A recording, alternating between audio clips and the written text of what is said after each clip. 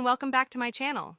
Today I'm super excited to introduce you to the latest addition to the Photoshop family, Generative Fill. This AI-powered tool is a game changer for designers and photographers alike, making complex object removal, image extension, and background generation with its remarkable realism. But that's not all. I have some surprises in store for you that will showcase the true potential of this tool. So let's dive in without any further delay and witness the magic of Generative Fill. To get started, open Creative Cloud Desktop and navigate to the Beta Apps section. From there, select and install the Photoshop Beta. The installation process takes around 5 minutes. After that, you can open the software and begin exploring its new features. Okay, after opening a new page in Photoshop, here you'll see some information about the Generative Fill, which is the new feature in Photoshop.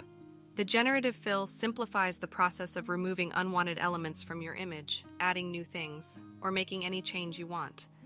Just by typing the desired changes and clicking on the Generate button, the AI handles the rest for you. Okay, let's test this AI tool and see what we can create together. So I'll upload a photo from my computer.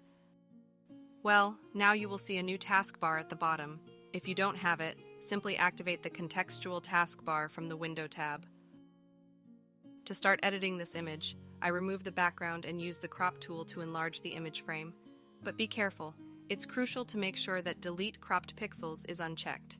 Next, I select the empty areas around the edges of the image, making sure to include a small portion of the image within the selection. And then I click on the Generative Fill tool. At this point, I can choose to enter a custom prompt in the designated box to generate an image based on specific parameters. Or I can leave it blank to generate an image based on the overall style and theme of the picture. I simply leave it blank. Let's take a look at the results. As you can see, the image has been extended beautifully, and we have 3 alternate options to choose from. Now let's remove something from the image. For example, I want to remove the logo from the fuel tank of the motorcycle. Simply, I use the lasso tool to select the logo and click on the Generate button without entering any specific prompts.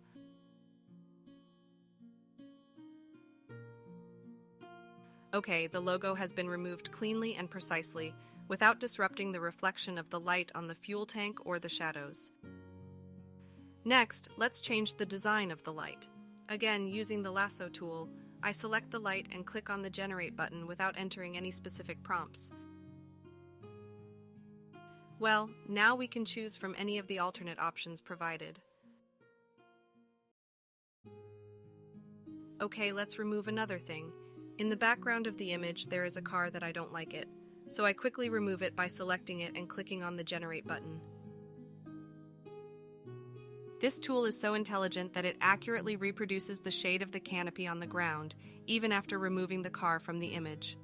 Okay, as you can see on the right side, a new layer was created for every applied change, allowing for editing or deletion in the future. In the continuation of this video, I'm going to do some more interesting examples for you.